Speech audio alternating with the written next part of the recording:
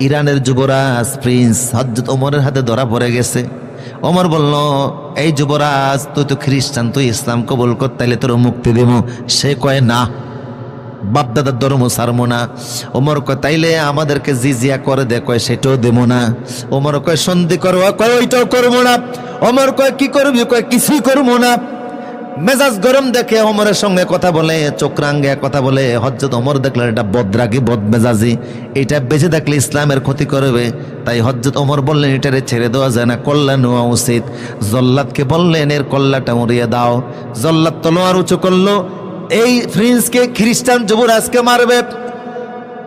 কিন্তু হযরত ওমর বললেন, আচ্ছা যুবরাজ, এখনই তোমার ফাঁসি দিয়ে দিব, তবে তার আগে বলে তোমার কিছু চাওয়া পাওয়ার আছে নাকি? চাইলে চাও, আমি দিব। যুবক কয়, আমার আর কি দিবে? তুমি যে মেজাজ গরমের ওমর, যদি কিছু দিতে এসে আমার এক গ্লাস পানি পান করাও। তো হযরত ওমর বলেন, কে আছে? ওর গ্লাস হাতে এক গ্লাস পানি দাও। যুবকের হাতে এক গ্লাস পানি দিয়েছে। যুবক পানিটা নিয়ে ঠোঁট পর্যন্ত নিয়েছে, কিন্তু কিছুক্ষণ পরে আবার কয়, না, খাবো না, থাক। ওমর বললেন, কেন খাবা না? কয়, তুমি যে বদরাগী ওমর, আমি পানিটা যখন অর্ধেক খামো, তুমি তলোয়ার সাইরা দিয়ে আমার শেষ করে দিবা, কল্লা উড়িয়ে দিবা। ওমর কয়, না, আমি এতটা নিষ্ঠুর না, তোমার অন্তত একটা গ্লাস পানি খাইতে দিব।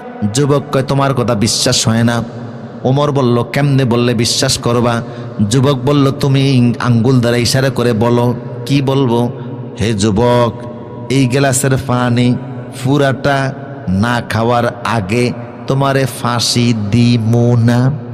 তোমার বলতেছে, হে যুবক, এই গ্লাসের পানি পুরাটা না খাওয়ার আগে তোমারে ফাঁসি দিব না। বলা মাত্র যুবক ধাক্কা দিয়া পানিগুলো সব মাটিতে ফেলে দিছে।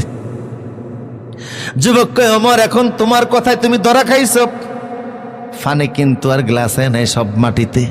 তুমি বলছো এই গ্লাসের পানি, তার মানে অন্য গ্লাসের পানি না, জগের পানিও না।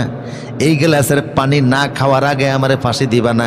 এখন পানি উঠাও, খাইতে দাও, তারপরে ফাঁসি দাও। হযরত ওমর বললেন, না রে যুবক, মাটি থেকে পানি উঠাইতেও পারবো না, তোমারে খাওয়াইতেও পারবো না, ফাঁসিও দিব না, তুমি চলে যাও। আল্লাহু আকবার! কি আদর্শ হযরত ওমর দেখালেন, সুবহানাল্লাহ বলবেন না? শত্রুকে তিনি ছেড়ে দিলেন, মারাত্মক দুশমন। যুবক রওনা দিল।